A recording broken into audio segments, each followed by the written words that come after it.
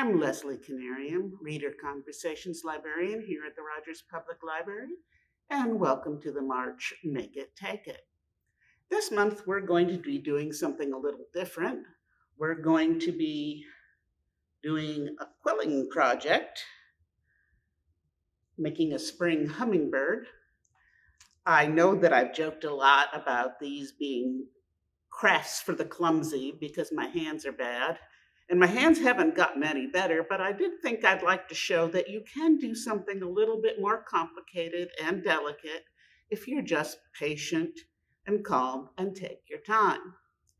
So we're gonna do a really fussy, fiddly little craft this time.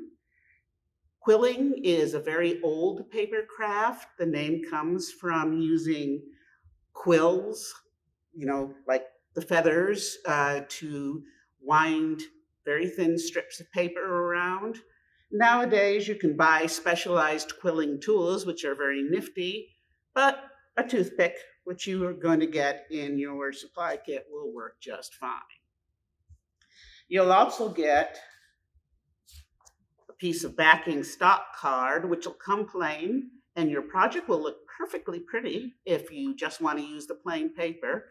But if you want to decorate it a little bit, you can paint it ahead of time, like I've done here. Or, because I'm extra for this demonstration, I went ahead and prepared one ahead of time where I took tissue paper and coated it with Mod Podge for just a nice little bit of texture. And that'll work too. Anything you want to do, just remember to do it ahead of time and let it dry thoroughly before you do the quilling project. Okay, and let's get started. Once you've prepared the cardstock for the backing to look how you like, you also should have gotten your kit a pattern for the quilling project, this pretty little hummingbird. If you can do your own design if you like, but if you want to do this, and I think if you've never done it before, you'll be happy to start with a pattern. You'll take your pattern and put it on your cardstock, and you're just going to make a little cheat sheet because you're not going to be putting the actual quilled shapes onto the backing until the very end, and you want to remember where they go. So just put it on top of your backing, and with a ballpoint pen, or I suppose a stylus, but almost everybody has a pen around, just trace around the outside of your main design. You don't have to fill in all the details. You just going to want to kind of vaguely remember where all the pieces are going to go. And you're going to want to hang on to this pattern because it's sort of like the top of a puzzle box. When you're working on a puzzle, you're going to want to put your pieces, the different little bits, as you complete them on top of the pattern. You can even glue them together, and I'll talk about that a little bit later, just so you can remember what you're doing. And you can see I'm bearing down really hard with this pen. And if you look through, you can see it made sort of like, I'm not sure if this will show up in the camera, but it made sort of like dents in the paper, so you can see where your shapes are going to go. But put that backing aside right now, because now you're going to want to work on the actual quilling project. I did a lot of this ahead of time because this is a slow project, made even slower by the fact that, as I said, I don't have the best of hands. And you really don't want to sit here and watch a video of the several hours that it took me to do all of this. I'm just going to show you some of the basic shapes that you make and how to make them, and then you can do it on your own. Let's start by getting some glue out. You don't want too much, just a little dot, and you're going to replenish this frequently because if you put too much out, it'll start to dry. And one thing you don't want to have while you're doing this is to let your fingers get sticky, because that will cause complications. If your fingers do get sticky, just stop what you're doing, get up and wash and dry your hands. And we have a toothpick for the glue and a toothpick for the actual quilling. There are several basic quilling rolls, roll shapes. You start with a piece of paper like this. You buy them pre-cut in multiple colors. If you should decide to take this project on yourself, I would strongly recommend you buy the quilling strips that are 59 centimeters long. You can also get them 34 centimeters long, which is what we had here at the library. And I did this first one with that, and that was really frustrating. And I ended up gluing strips together, which you can do, but it's too much bother. So the first kind of basic strip is the tight roll, and this is what we're going to use for the hummingbird eye. We don't want to use a whole strip, so I'm just going to take this white one and just fold it in half and cut it in half. Doesn't have to be too precise. And you don't have to attach it, just sort of set it here on the end of the toothpick. For this particular thing, because you can see there's a hole in the middle of the eye, so we want to have a thick center space. So we're going to use the thick middle of the toothpick. And just, oh, you can see it didn't quite catch. Need to keep an eye on that.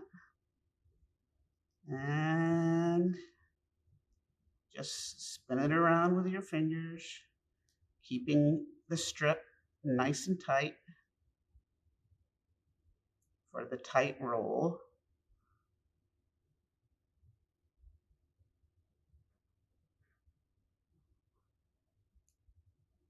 And you can kind of straighten it out there. And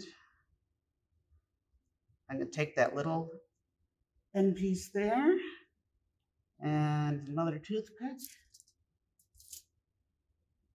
and a little bit of glue, just a tiny bit, and glue that shut. Hold it for a few seconds so it catches. And then now normally you could just slip this off the end of the toothpick and you'd have like a little dot shape. And you'll see a lot of quilling patterns that are made up of a lot of little dots, or even sometimes nothing but the tight rolls. I'm not going to do that with this case. This is a very loose pattern, but I'm going to do something a little bit different. And that is, I'm going to take a strip of the dark blue here, and I'm just going to glue the end of it, the beginning of the strip, where the white tight roll ended. And I am going to just set that right there. And I'm going to put that aside for a minute and just let it dry. So we'll get back to that. Because right now I'm going to show you how to do a loose roll, which is what is most commonly done in quilling. And this is where you can get all the different nice shapes that you'll use to put together to make your design. For this particular project, I've done most of it ahead of time, so that just left me with a little bit of the hummingbird and a little bit of the flower. So I'm going to do those 2 yellow petals and the green stamen, etc. Once again, I'm going to start on the thin end of the toothpick this time because I want it to have a nice small center. And just start, oh, it didn't catch. Just start. The nice thing about quilling paper is it's very forgiving. You can tear it if you want to, but you can also just start over and re-roll until you get it to do what you want. I'm going to start out with a couple of tight spins, but other than that, I'm going to mostly just roll it loosely here because I don't want it because I want to be able to pinch and shape it into the shapes of the petals in this case, or the shapes of the feathers for the bird. You can sort of use your thumbnail there to make sure it stays straight. If it starts to get annoying and it just doesn't want to stay straight, you want to keep it in a disc, so you can just pinch it between your thumb and finger and just say, well, forget it. I'm just going to wrap it.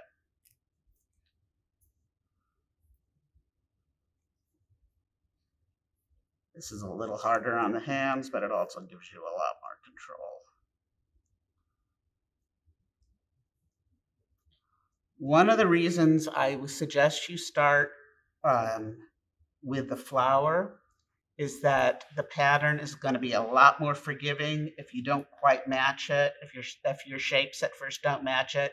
And it takes some experience to just sort of figure out how big your loose roll needs to be. Generally speaking, depending on how narrow you're going to pinch it, you want the diameter of your loose roll to be about between a half and 2/3 the length of the final shape. The narrower it is, the more your roll has to cover it. So you see that particular loose roll is about the half the shape of those petals I need left. So I'm gonna just sort of just let it go. Let it get a little bigger. Well, that's the right size. So I'm gonna, actually I want it a little bigger. So I'm gonna go ahead and glue that there.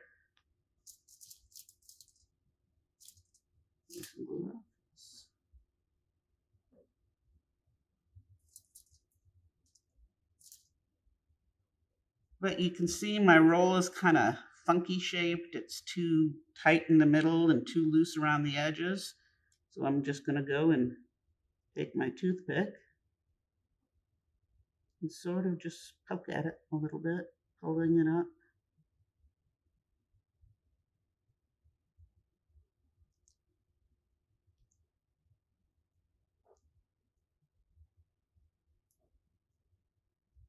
Isn't this fun?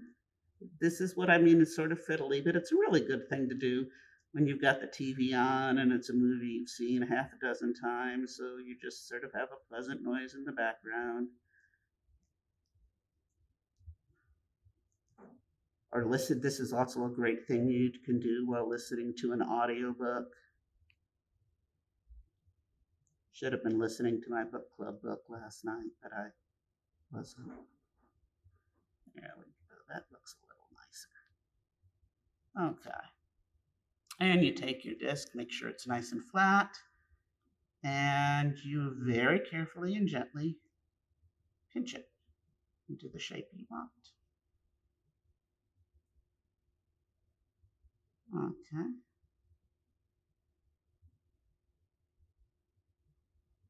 And that looks like it wants a little bend, looking at the pattern. So we'll do that and just place it where it goes on the pattern so you don't lose it. You can see that, oh, well, I misjudged that a little. It's a little bigger than the pattern, but that's okay. The flower is very forgiving. You can get, it's a good place to practice the different shapes. So let's do one more petal.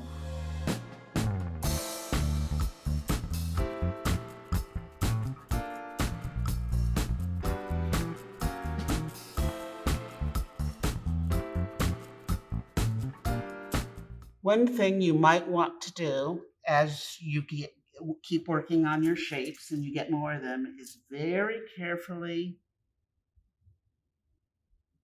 put a little tiny bit of glue on the edges and glue the shapes together as you work.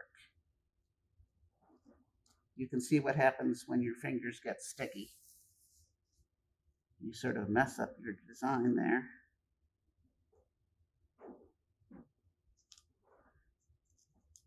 That's not only because it's easier to keep track of all the pieces if you glue them together, but also because, well, I'll show you that bit later.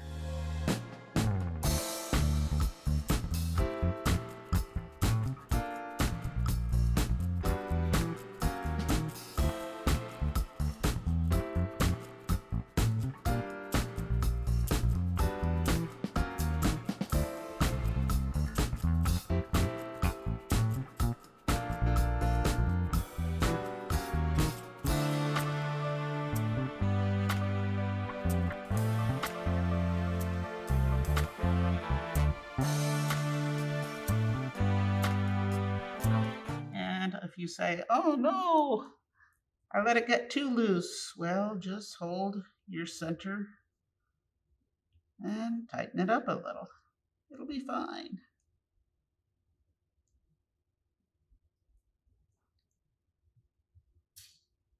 The one thing I found with a fussy, fiddly little project like this is you have to be patient.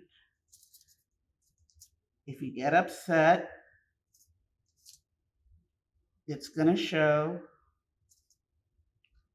If you find yourself getting frustrated or your hands start shaking and hurting like mine do sometimes, well, just stop, get a drink of water, walk around the room, come back to it later. You don't get a prize for being the first one done.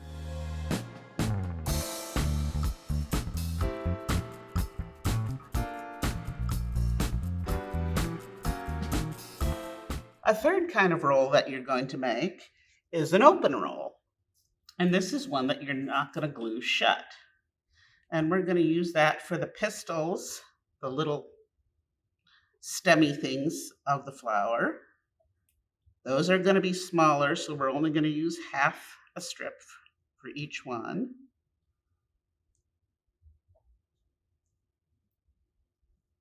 And you just take your end again. Whoa, still a little clumsy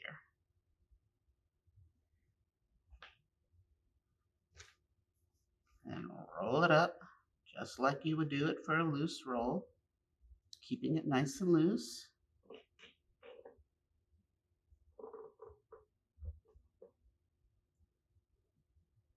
Slip it off the end of the toothpick.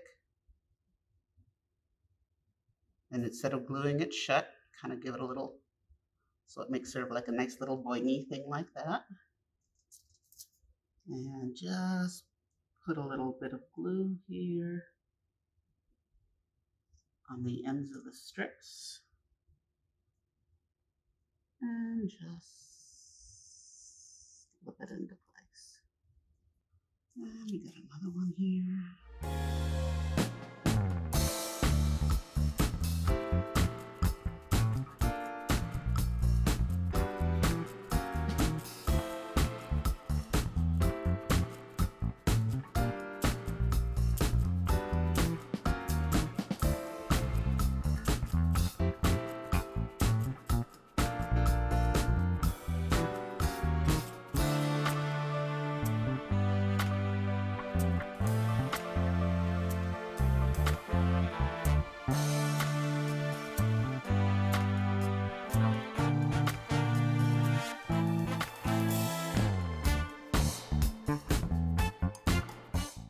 Okay, remember when I talked about the tight roll and that we'd get back to it later? Well, we're getting back to it. The blue has had a chance to dry in place. This is going to be a combination roll because we had the white tight roll, and on top of it, we're going to do this dark blue loose roll. This is a little more complicated of a technique. You don't have to do it. If you look at the first sample I showed you, I just left the eye piece out because I wasn't sure that I wanted to do anything that complicated. But I thought, people should know how to do it. I can show you how.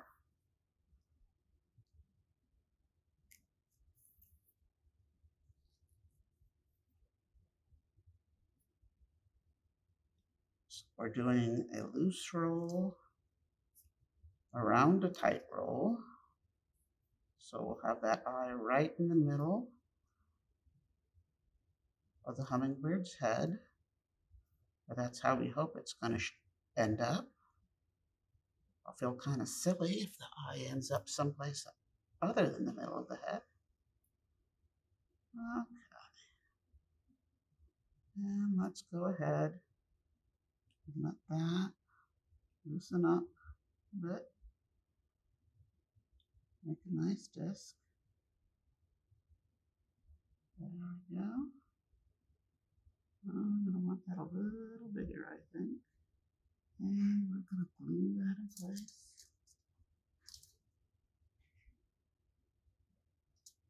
And pinch it.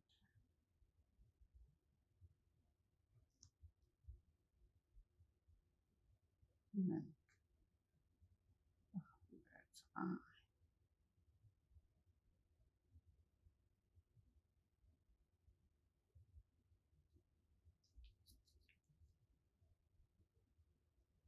And the top of his head. Just like that's going to go right there. And then the only part left of the hummingbird it looks like we have left to make is the under part of the head, which is another loose roll.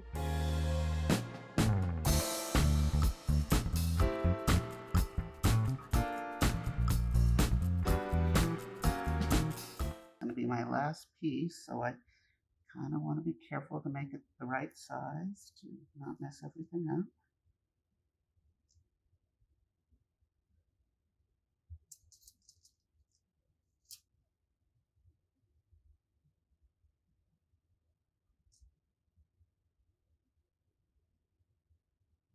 So, and that's shaped sort of like quarter moon. So let's pinch carefully.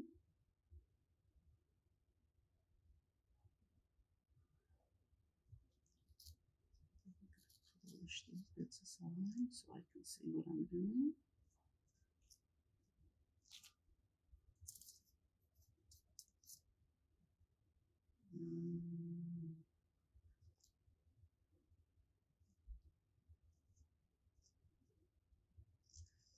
Glue on the bottom there, so that the bird's head comes together. And then we're going to want to put glue around the edges.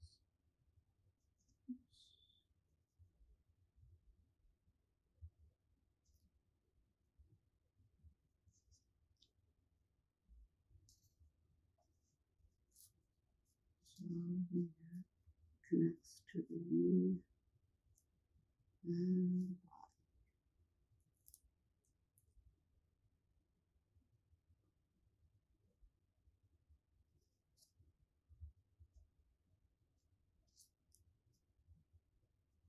And let's just hold that in place for a few minutes. Dum, dum, dum, dum.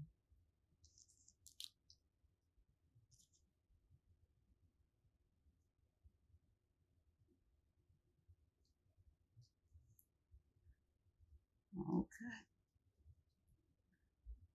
Now, there is one more kind of roll that you can do that you almost never do in quilling, but sometimes it comes in awfully useful, and that's sideways roll.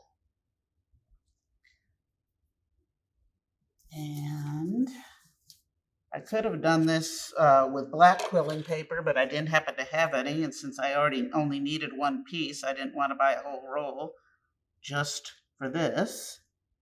So I'm just going to take a place of black construction paper and cut it to the right size, like that. Get a little bit more glue.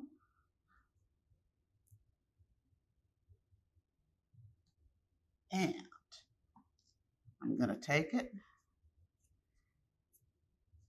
I could have used regular quilling paper with this. Matter of fact, I'm going to cut this a little thinner, about in half, so it approximates the thickness of a little bit of quilling paper. And I'm just going to roll it sideways like this.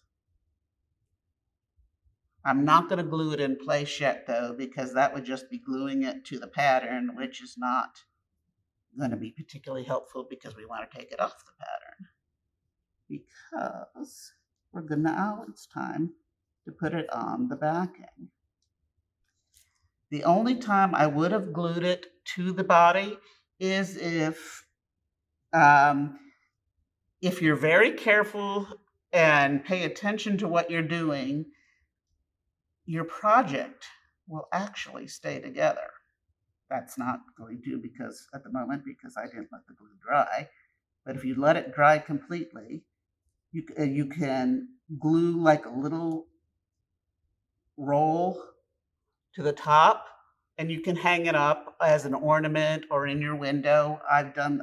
When I was much younger, I used to make Christmas ornaments out of quilling all the time. And they are remarkably sturdy, just as paper, but if you want to make them even stronger, you can go ahead and spray them with spray starch, and they'll set nice and thick. But I'm going to go ahead and put this on the backing now.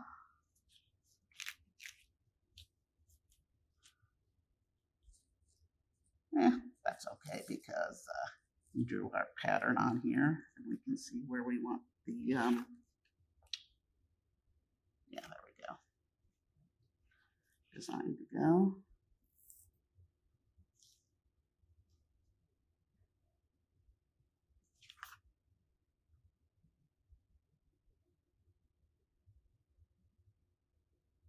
So you're just going to sort of go around those lines that you either put in, just let them be part of the indent, or if you wanted, you could have gone over them with pencil so you can see them a little better. You probably can't see them in the camera, but I can see them just fine. So I'm putting glue all over the backing.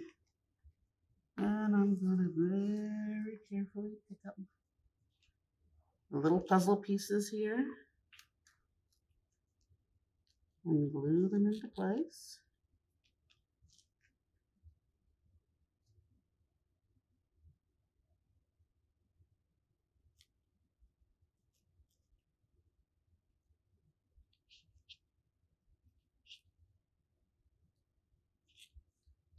Squish it a little bit so everything looks just like it should.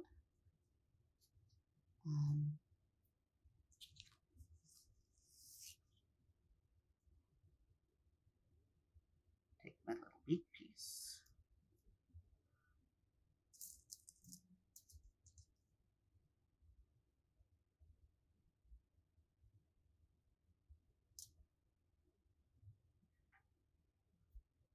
And glue that into place.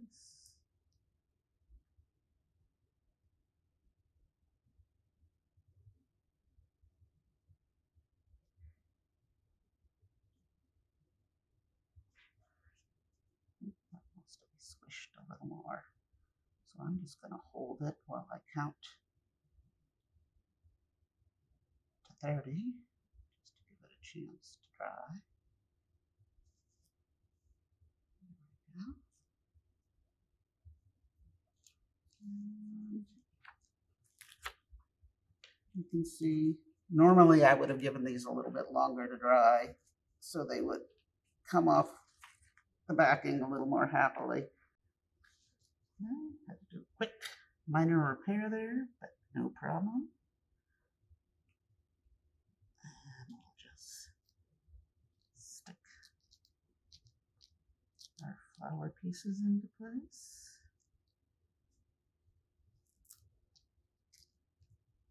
Oops. Oh, I may have made that beak a little long. Oh well. It's a very vigorous hummingbird. And put that other petals right there, coming down. Pecco-Pete. Let me just give a quick little roll here at the bottom so I have something to glue that stem in place with.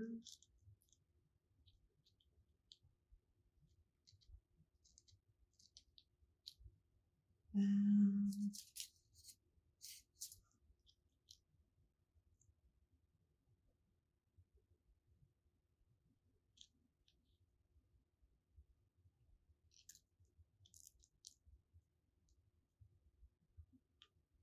there we go.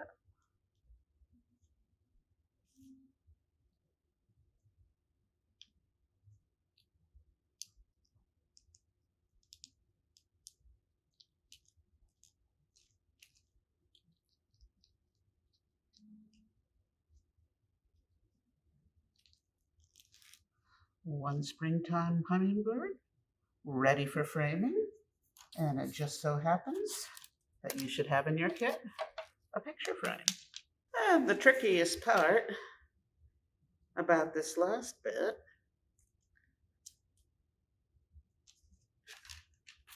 is that you want to remember to take the glass out. Because if you leave the glass in the frame, you're going to crush that beautiful design that you've just spent all that time working on. And that would be a shame. And there you go.